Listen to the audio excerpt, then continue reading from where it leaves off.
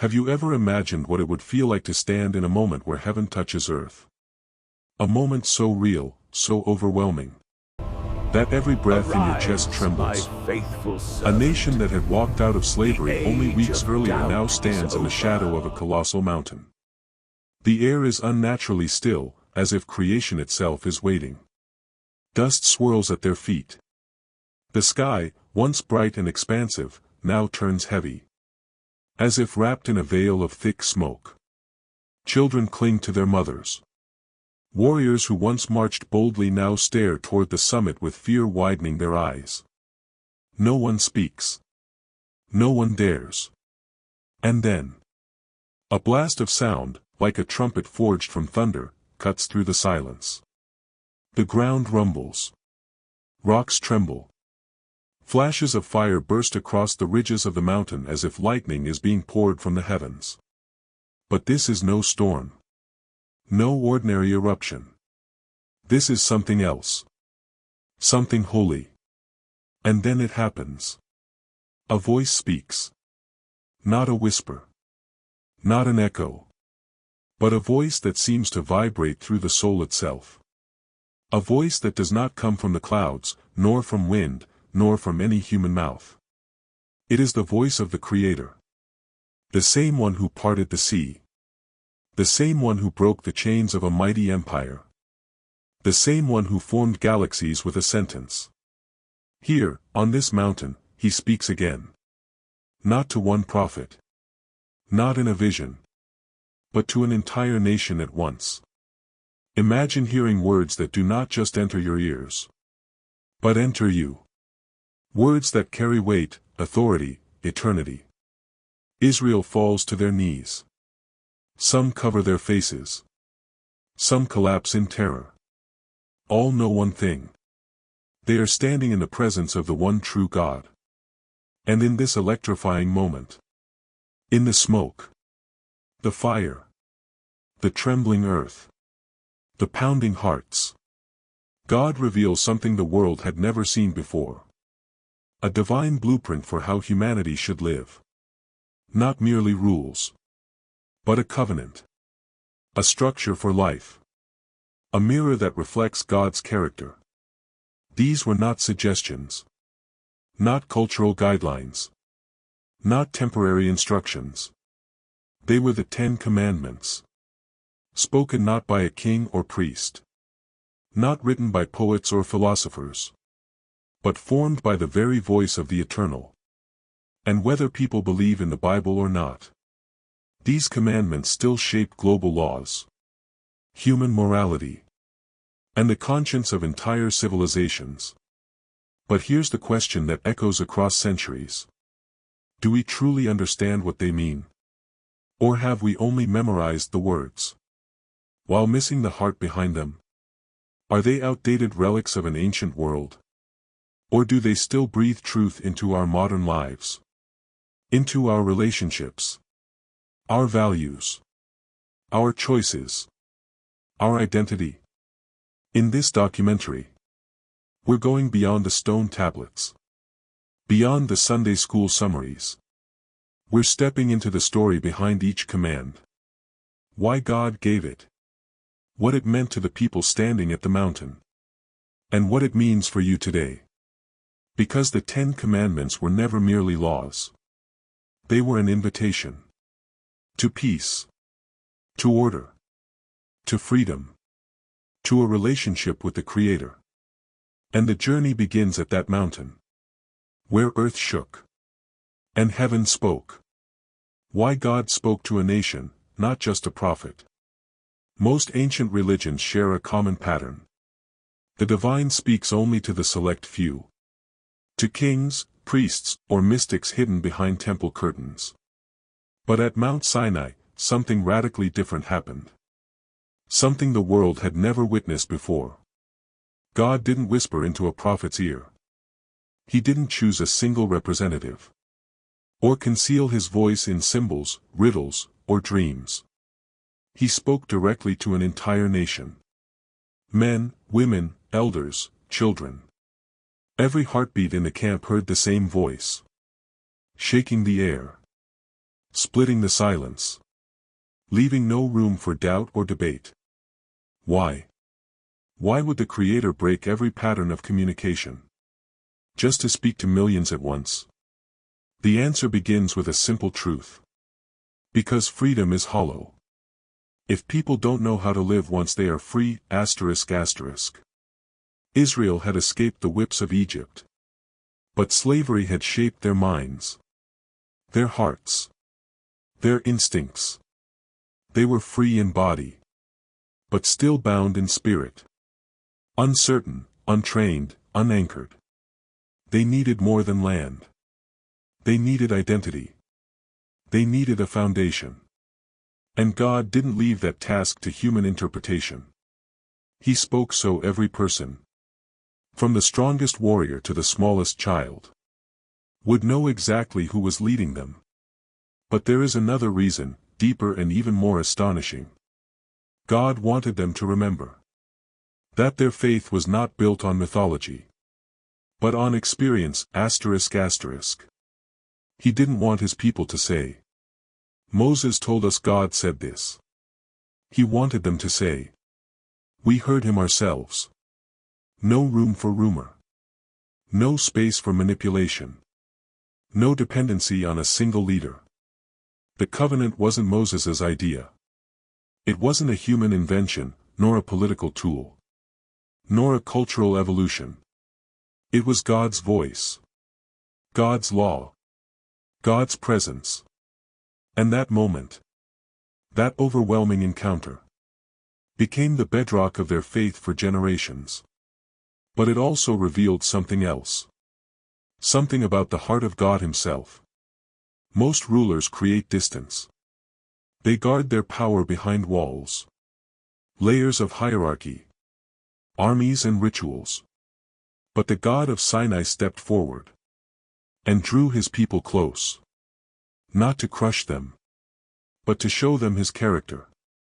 The people trembled, yes. They shook with fear, yes. But fear was not the goal. The goal was clarity. The goal was relationship.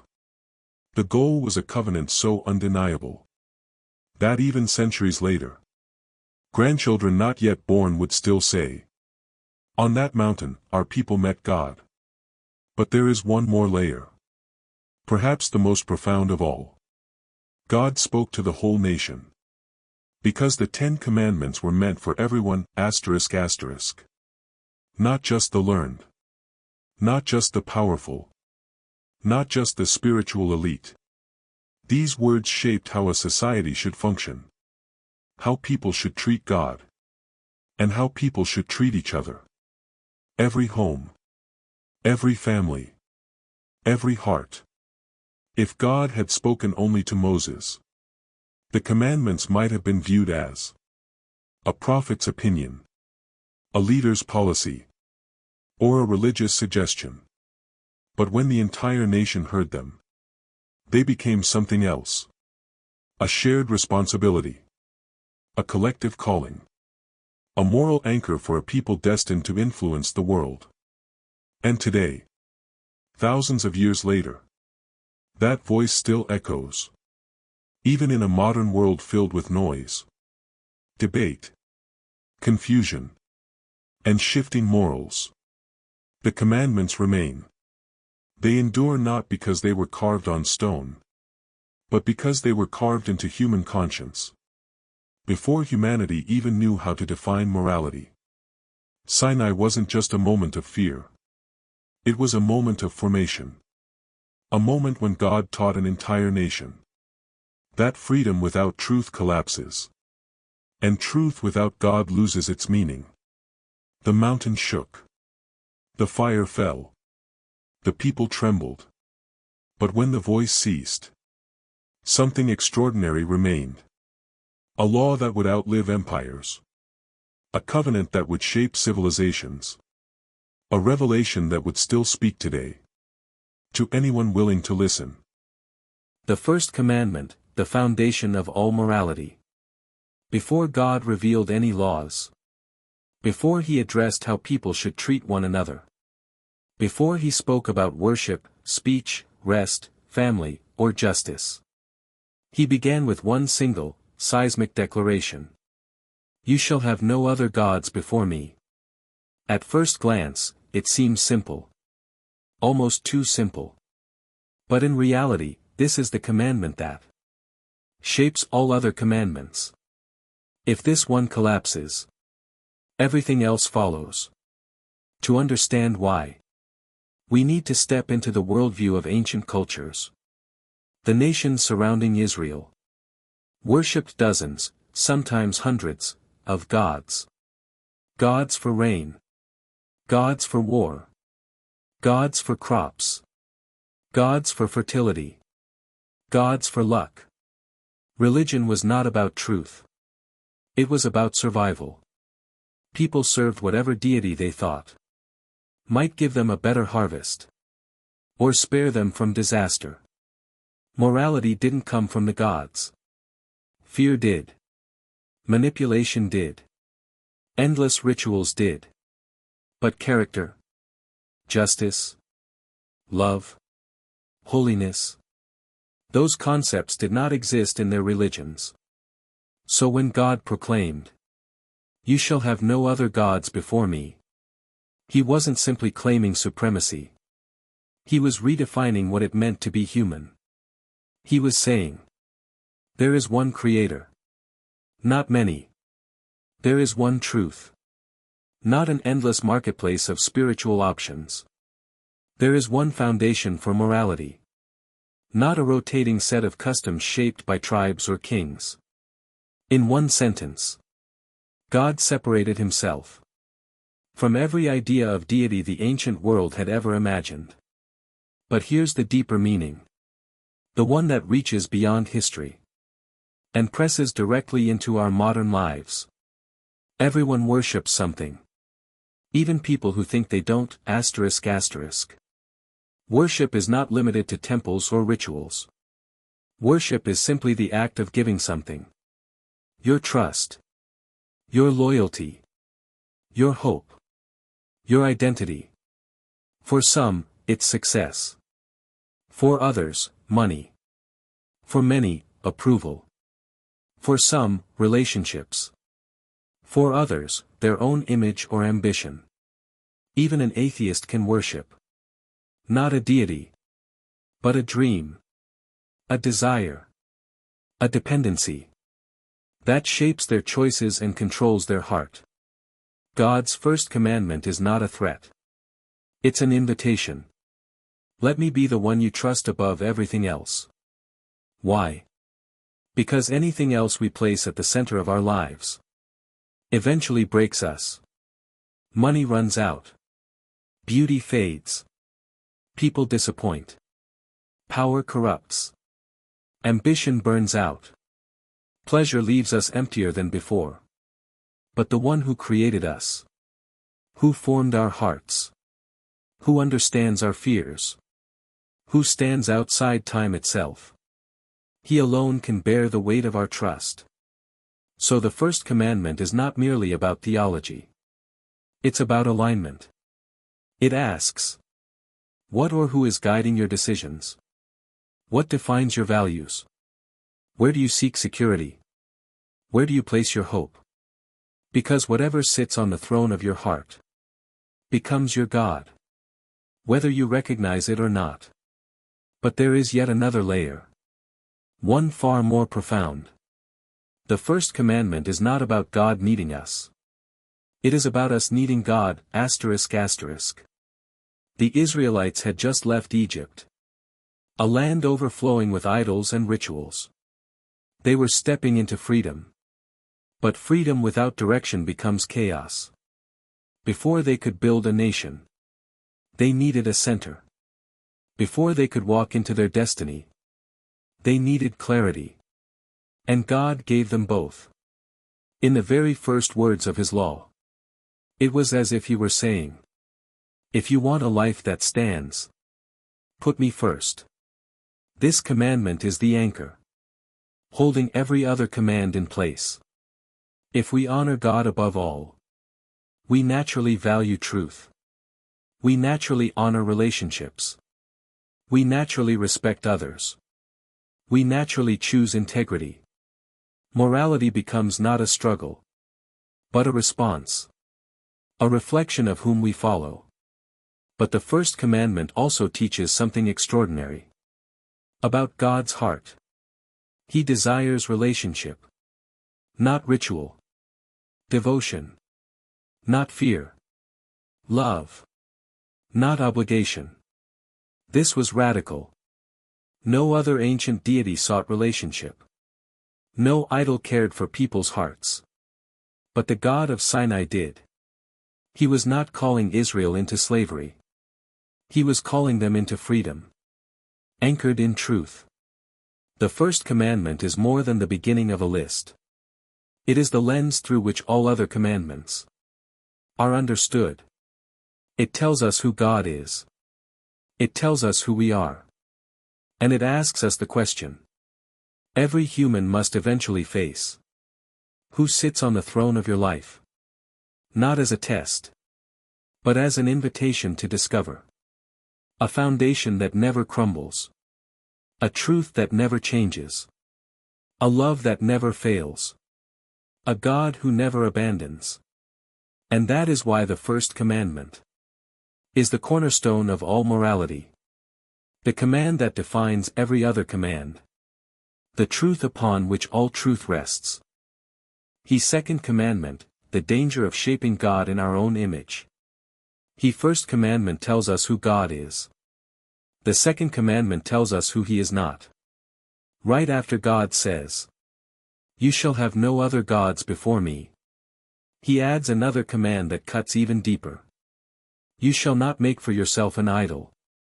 To modern ears, this may sound like a rule from a distant world. A prohibition against carving wooden statues. Or melting metal into images. But the second commandment reaches far beyond ancient sculptures. It confronts a temptation. As old as humanity. And as modern as the screen you're watching right now. The temptation to reshape God. Into whatever we want Him to be, asterisk asterisk. Because an idol isn't just a statue. An idol is any version of God that we invent to suit our desires. Our comfort. Our preferences. The real God may challenge us. Our man-made version never does. The real God corrects us. Our crafted version always agrees with us. The real God speaks truth. Our imaginary version speaks only what we want to hear. This is why the second commandment exists. It is not about art. It is about accuracy. It is about protecting the relationship God established in the first commandment. Because here is the danger. When we reshape God, we slowly stop worshipping Him. And begin worshipping ourselves, asterisk asterisk. Ancient idols were convenient. You could control them. You could place them where you wanted. You could make them look how you preferred. And they never asked you to change. Modern idols work the same way. But they are far more subtle. Think of the phrases we often hear. I believe God just wants me to be happy. My God wouldn't judge anyone. My God doesn't care how I live. I think God is whatever you feel He is. Notice something. Those statements don't describe God. They describe us. Our feelings. Our comfort. Our culturally shaped ideals. The second commandment warns us that the moment we let our imagination redefine God, He ceases to be God in our lives. We are no longer following Him. We are following a reflection of ourselves. But the commandment goes even deeper. God says, "Do not make an image of anything in heaven, on earth, or in the waters below." In other words, don't shrink the infinite into something you can hold. Don't confine the Creator within the boundaries of creation. Don't limit the one who cannot be limited. An idol reduces the eternal to something temporary. It turns the all-powerful into something fragile. It transforms wonder into something predictable. But the second commandment isn't merely a warning. It is also a revelation. It tells us something astonishing about the heart of God. He refuses to let anything come between you and him, asterisk asterisk. Not an image. Not a symbol. Not a man-made idea. Not a cultural substitute. God wants a relationship that is direct, authentic, and unfiltered. A relationship based on truth. Not projections. Not assumptions. Not comfortable illusions. And this is why he says, He is a jealous God. This word confuses many people, because human jealousy is petty, insecure, and toxic. But God's jealousy is nothing like ours. His jealousy is the fierce love of someone who refuses to let you settle for a lie that will destroy you. It is the passion of a creator who knows that idols will enslave you, drain you, disappoint you, and ultimately break you. His jealousy is not about control. It is about protection. Because idols always take, never give. They consume our time, our attention, our devotion, and give nothing eternal in return. But the real God, the God who is spirit, the God who cannot be contained, he gives life. He restores. He heals. He renews. He transforms. The second commandment invites us to pursue the real God. Not the one shaped by culture. Not the one molded by fear. Not the one bent to our preferences. But the one who reveals himself through his word, his character, and his presence. It challenges us with a simple, piercing question. Are you seeking God as he truly is? Or are you seeking a version of him that fits your lifestyle, asterisk asterisk? And that question is as relevant today as it was on the day Sinai trembled. Because the greatest danger is not that we will bow to a golden statue, but that we will bow to a God we have crafted in our minds. Because the real God feels too demanding. The second commandment calls us back. Back to truth. Back to clarity. Back to a relationship unclouded by our own inventions. It tells us, do not settle for a God made in your image. Seek the God who made you in his. The third commandment, carrying God's name with honor. Most people think the third commandment is simple. Don't say God's name in a curse. But the command goes far deeper. So deep that it touches the core of identity, purpose, and the way we represent heaven on earth. The commandment says, you shall not take the name of the Lord your God in vain. At first glance, it appears to be about words.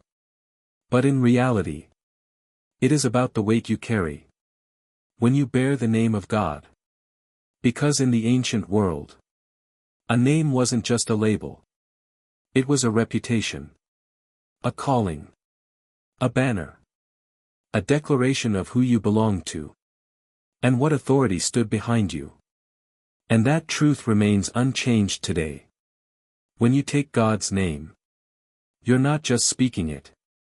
You're wearing it. To take his name in vain is not just to misuse his title. It is to misrepresent his character, asterisk asterisk. Think of a bride taking the last name of her husband. She becomes part of his family, his legacy, his future. Now imagine she takes his name, but lives as if she never married him. Ignoring her commitment. Disregarding her vows. Acting like nothing changed. She carries the name, but not the relationship. And that is what taking God's name in vain looks like. Not profanity, but hypocrisy. Not slipping in speech, but slipping in faithfulness. Not a careless word, but a careless life. Millions call themselves believers, but many carry that name lightly. They wear the title, but deny its meaning. With their actions, their decisions, their priorities, their lifestyle. Jesus spoke to this directly when he said, "These people honor me with their lips, but their hearts are far from me." It wasn't their vocabulary he rejected. It was their double life. The third commandment warns us. Don't claim his name. If you don't intend to reflect his nature, ***. Don't call him Lord. And refuse his leadership. Don't pray in his name. But live by your own authority. Don't sing his praise. And then walk in your own ways. Because the world is watching. Your family is watching. Your co-workers are watching. Your children are watching. And the reputation of God, in their eyes, is shaped by the conduct of the people who claim to follow him. This is why Paul wrote, "God's name is blasphemed among the nations. Because of you." Not because unbelievers hated God, but because believers misrepresented him. The greatest damage to the gospel has never been done by atheists, but by people who carried God's name without God's character. By those who preached love, but lived in bitterness. Who taught holiness, but practiced corruption. Who spoke of grace, but never forgave. The third commandment is not a rule to silence your voice. It is a call to elevate your life. To treat his name as sacred, weighty, holy, set apart. Even Jesus taught us this when he prayed, "Father, hallowed be your name." He wasn't explaining a rule. He was revealing a posture. A way of living. Where every action honors the God whose name we carry. And then there is the deepest meaning of all. To carry God's name is to carry his mission. When God rescued Israel from Egypt, he didn't just free them. He branded them with his identity. They became his people. His representatives. His ambassadors to the nations. And the same is true today. When you belong to Christ, you carry his name into every room, every conversation, every conflict, every decision. This commandment asks, when people see you, do they see him? Do they see peace? When the world expects anger, do they see integrity? When dishonesty is easier, do they see compassion? When cruelty seems justified, do they see faith? When circumstances shake, because your life may be the only sermon some people ever hear. To take God's name in vain is to treat that calling lightly. To honor God's name is to live in a way that makes people curious about the God you represent. Not perfect, but authentic. Not flawless, but faithful. Not sinless, but surrendered. And that is the heart of the third commandment. God's name is not meant to be spoken casually. It is meant to be carried seriously, ***. It is a privilege, a responsibility, and a calling to reflect the one whose name has power over sickness, over darkness, over death itself. This commandment whispers to every believer, wear the name of God in a way that makes heaven proud. The fourth commandment, the gift, the warning, and the warfare of rest.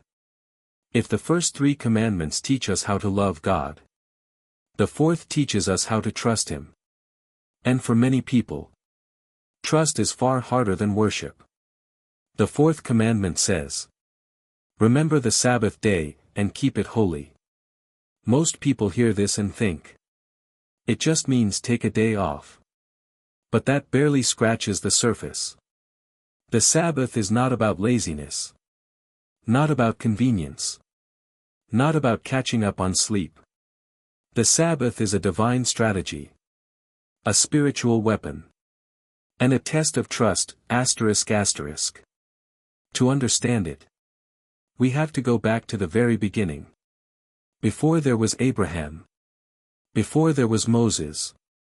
Before Mount Sinai ever shook with fire. God himself rested. After creating the universe. He stopped. Not because he needed to. But because he was establishing a rhythm. That would separate his people. From the rest of the world. In a world where kingdoms rose and fell. Where survival depended on constant labor. God commanded something radical. Stop. Cease striving. Be still. Why? Because rest is not the absence of work. Rest is the presence of trust. To rest is to declare, God, you control my life. Not my schedule. Not my job. Not my anxiety. Not my ambition. Rest is an act of war. Against fear. Against worry. Against the lie that everything depends on us. But here's what makes the Sabbath commandment so powerful. The Sabbath is the only commandment that begins with the word remember. Why?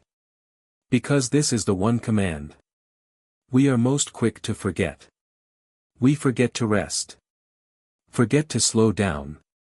Forget to breathe. Forget to trust.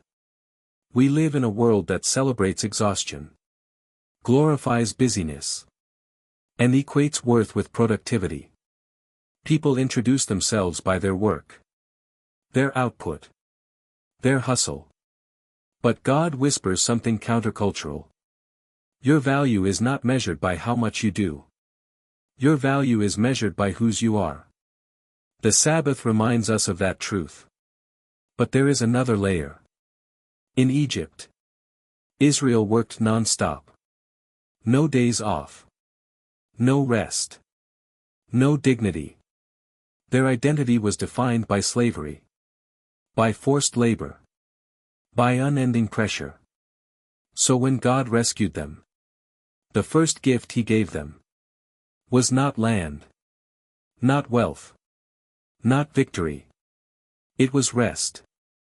You are no longer slaves. The Sabbath declared. You are mine. And that's why this commandment matters today. People say, we don't live under the law anymore. And that's true. But we also don't live under Pharaoh anymore. Yet many live as if they still do. They wake up exhausted. Race through the day. Collapse at night. And repeat. They work like slaves. Worry like slaves. Strive like slaves. The Sabbath is God's reminder. I did not free you to watch you exhaust yourself again. But the religious leaders in Jesus' day turned the Sabbath into the opposite of what God intended. They buried it under rules, punishments, technicalities, and endless restrictions. By the time Jesus arrived, the Sabbath had become a burden, not a blessing. And Jesus confronted them with this truth.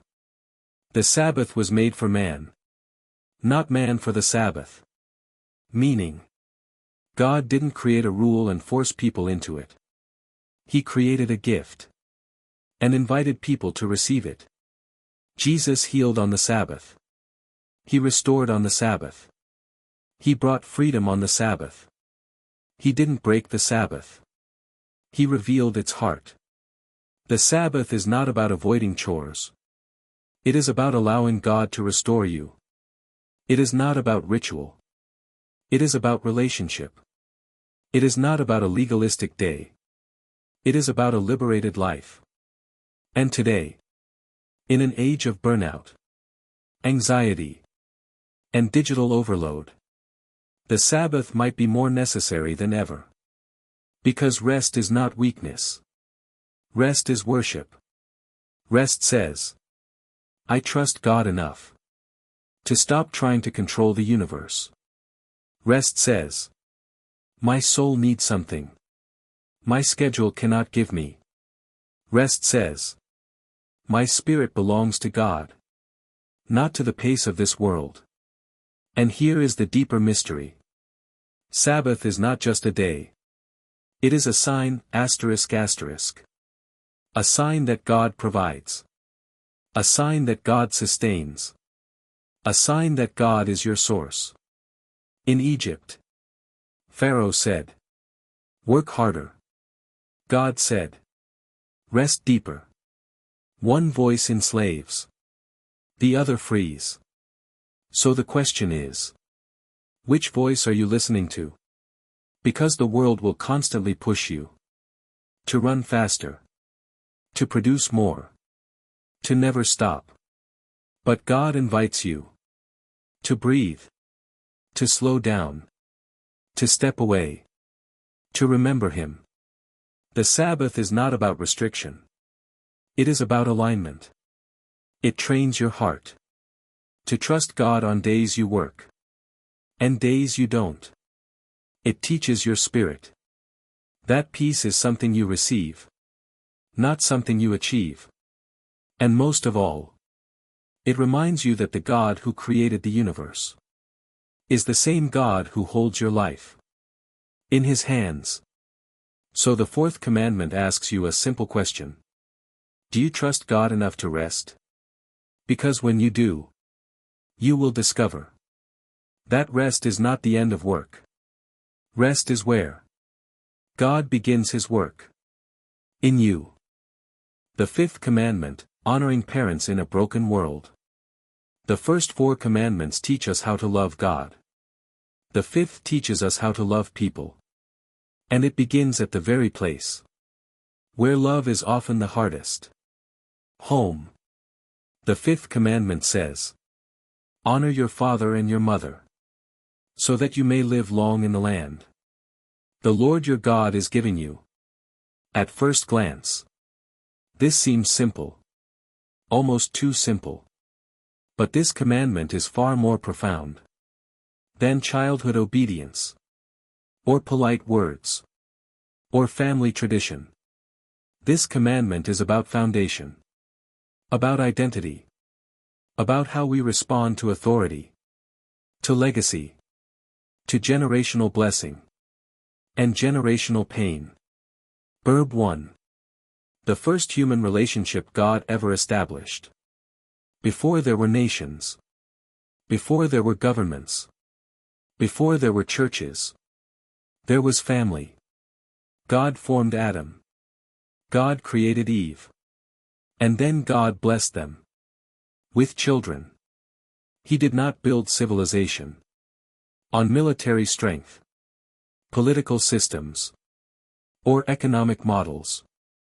He built it on family. Because the way a person learns to respond to authority, to humility, to discipline, to love, all begins at home. Honor is not just respect. Honor is recognizing the God-given weight of a person's role in your life. And God says, if you learn honor in the home, you will carry honor into the world. New Moon 2. But what if the home is broken? This is where the struggle begins. Because not every parent is wise, or gentle, or loving. Some parents wound. Some fail. Some abandon. Some break the very hearts they were meant to protect.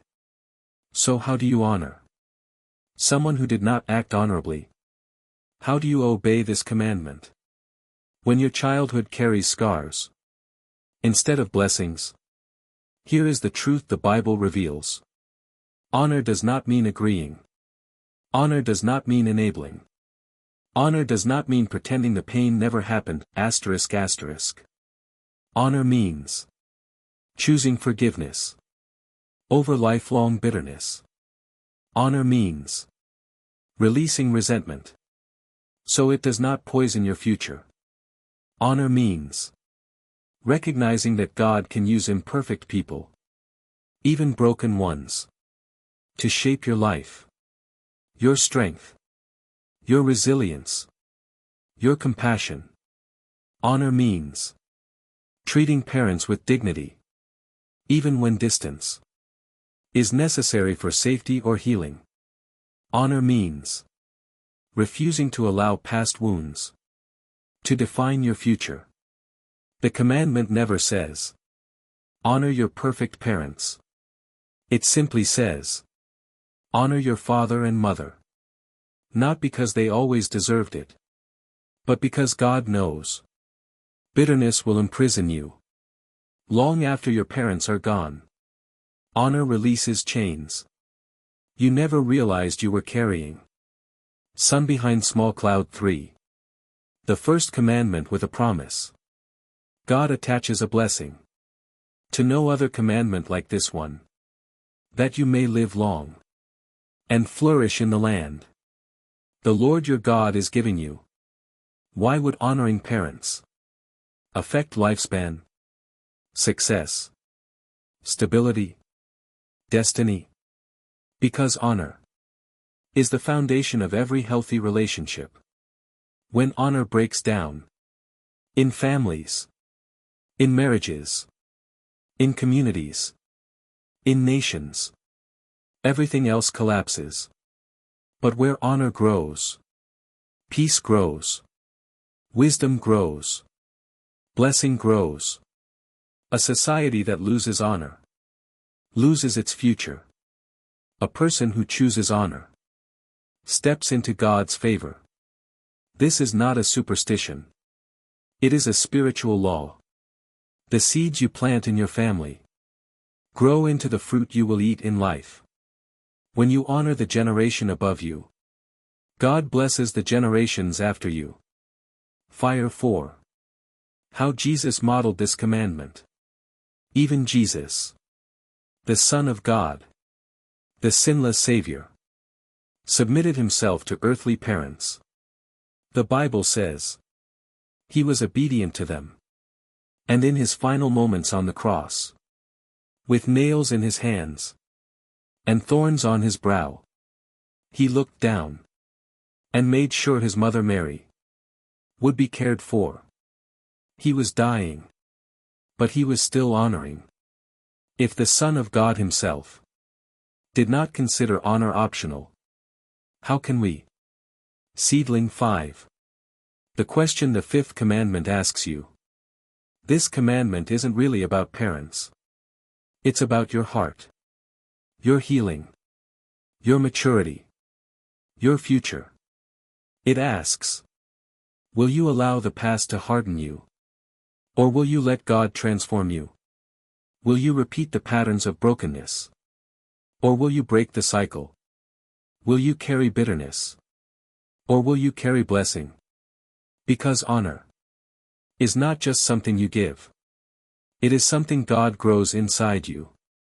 It prepares you to be a better spouse, a better parent, a better leader, a better follower of Christ. Honor doesn't mean the past was perfect. It means the future can be redeemed. And that is the beauty of the fifth commandment. It takes the place where brokenness began and turns it into the place where healing begins. The sixth commandment, the secret war within the human heart. The sixth commandment appears simple. So simple that most people dismiss it instantly. You shall not murder.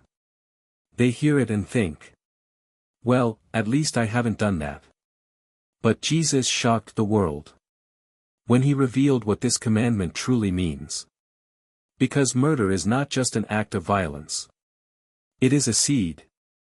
A seed planted in the deepest part of the heart.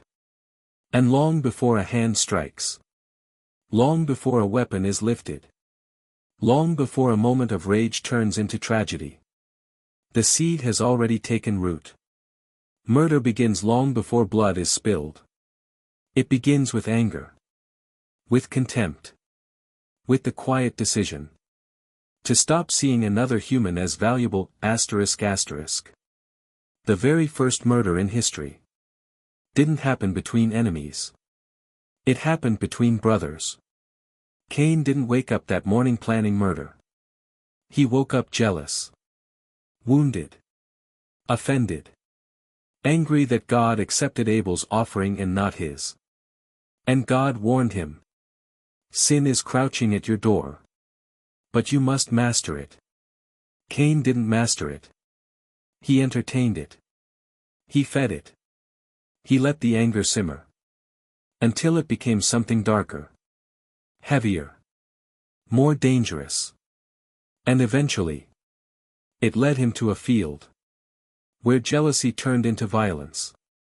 And anger turned into bloodshed. But this is where Jesus goes even deeper. He doesn't say, avoid killing. He says something far more disruptive. Anyone who is angry with a brother or sister is subject to judgment. Meaning, God does not wait for hatred to grow into a physical act before he calls it what it is. Because murder is not simply the ending of a life. It is the killing of something sacred inside your heart. It kills compassion. It kills empathy. It kills mercy. It kills your ability to see others as image bearers of God. And if you allow those things to die within you, you are already breaking the commandment. Most people will never take a life. But they will murder reputations. With their words. They will murder relationships. With their bitterness. They will murder unity. With their gossip. They will murder trust. With their anger. You can murder a person's spirit without ever touching their body. You can murder peace with your silence. You can murder joy with resentment. You can murder your own calling by refusing to forgive. Every unresolved anger is a loaded weapon. Every bitterness is a knife waiting for the right moment, ***. Jesus didn't raise the standard. He revealed the standard. That always existed.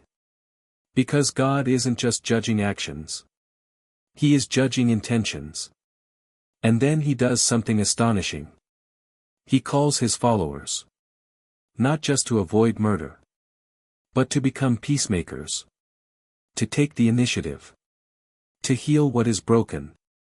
To restore what has been damaged. To apologize first. To forgive quickly. To release grudges. To bless those who curse you. This commandment is not simply, do not murder. This commandment is, choose life. In your actions. In your words. In your thoughts. In your relationships. It asks you, do you carry anger like armor? Do you use your voice as a weapon? Do you let bitterness define you? Do you justify your resentment because of what someone did years ago? Because the commandment teaches us something profound. When you refuse to forgive, the person you imprison is yourself, ***.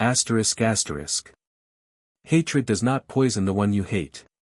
It poisons the one who holds it. Unforgiveness does not tear down your enemy. It tears down your soul. The sixth commandment is not about policing violence. It is about healing the human heart. Before violence ever begins. This is why Jesus, hanging on the cross, bloodied, betrayed, abandoned, humiliated, prayed the most impossible prayer. Father, forgive them. In that moment, he was fulfilling the sixth commandment completely. Choosing mercy over judgment. Choosing life over wrath. Choosing forgiveness over revenge. And he invites you to do the same. So the real question is, who do you need to forgive? So your heart can live again, Because the war of the sixth commandment is not fought with fists or weapons. It is fought in the unseen spaces of your heart. And the victory belongs to those who choose love over anger, mercy over resentment, and forgiveness over revenge. The seventh commandment is short, sharp, almost painful in its clarity. You shall not commit adultery. Most people think they understand it. They reduce it to one idea. Don't cheat. But adultery is not just an action. It is a fracture. A breaking. A betrayal of something sacred. Because marriage is not merely two people living together. It is a covenant. A binding of hearts. Lives. Spirits. Destinies. Adultery tears that covenant apart. But Jesus reveals something even deeper. That the real battle doesn't begin in a hotel room, in a secret message, or in a moment of weakness. It begins in the heart. Anyone who looks at someone with lust has already committed adultery in their heart. Why would Jesus say something so extreme? Because Jesus understood that sin always grows underground, before it ever breaks the surface. Lust is not just desire. Lust is desire disconnected from dignity. It turns a person, a soul created in the image of God, into an object to consume. Lust is the opposite of love. Love gives. Lust takes. Love protects. Lust invades. Love sacrifices. Lust uses. That is why Jesus is uncomfortably honest about it. Because lust destroys marriages. Long before adultery ever occurs. It erodes trust. It deforms expectations. It blinds the heart. It poisons the soul. And in the digital age, lust is available in seconds. Through screens, apps, messages, fantasies. Never has the seventh commandment felt more relevant than now. We live in a world saturated with temptation.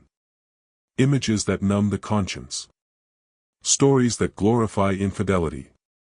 Platforms designed to exploit human desire. A culture that says, follow your heart. Even when the heart is sick. But the seventh commandment is not about restriction. It is about protection. God is not trying to limit your freedom.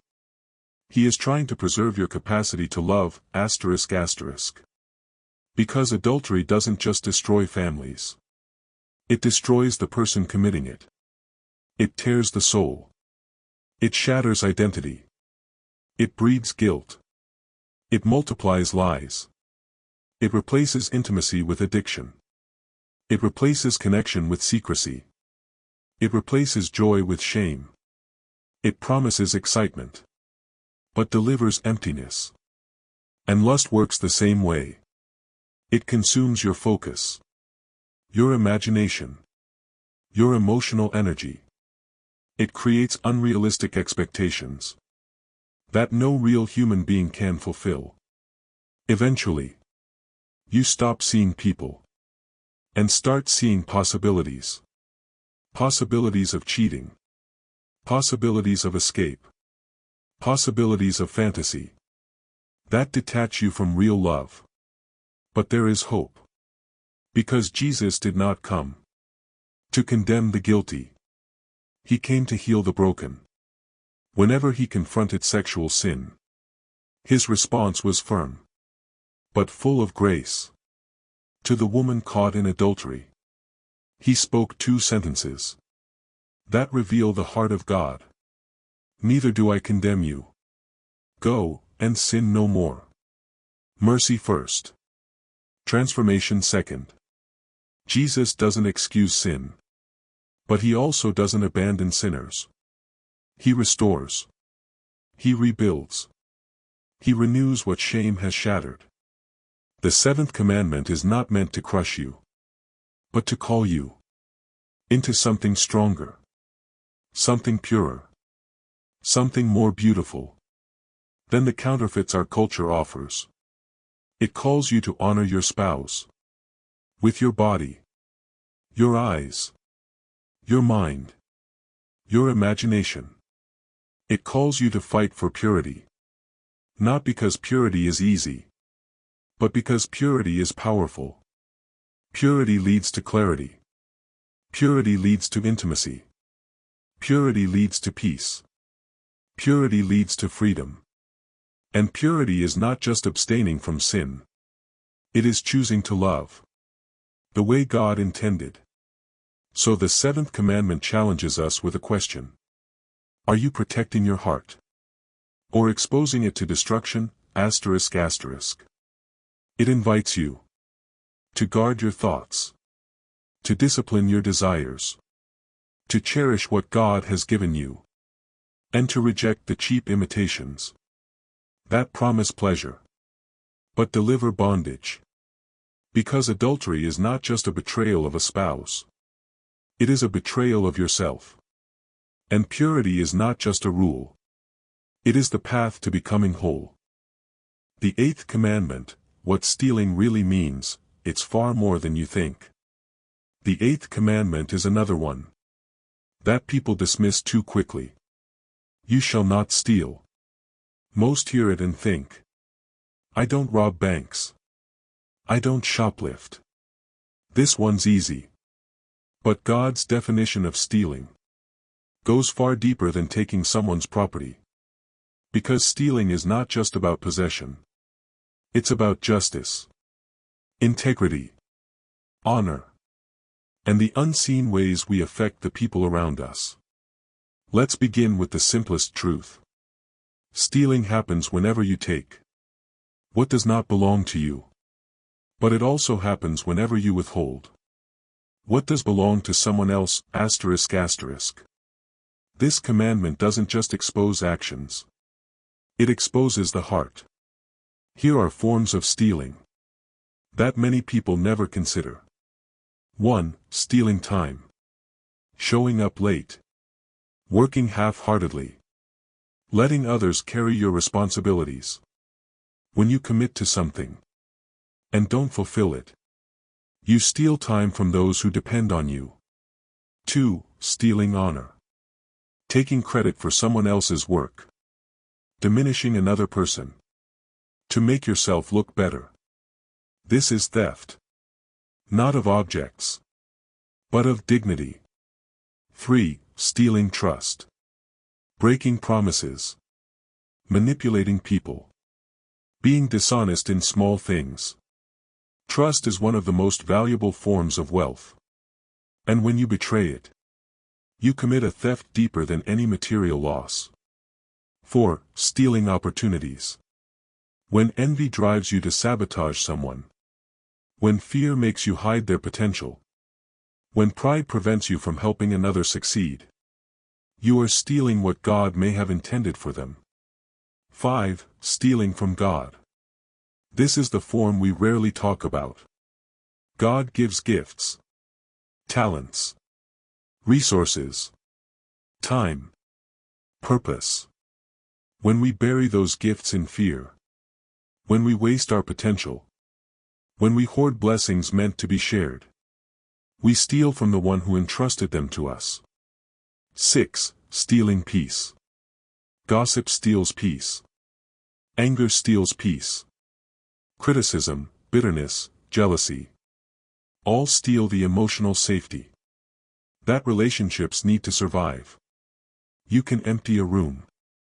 Not with your hands, but with your presence. The eighth commandment reaches into every part of life.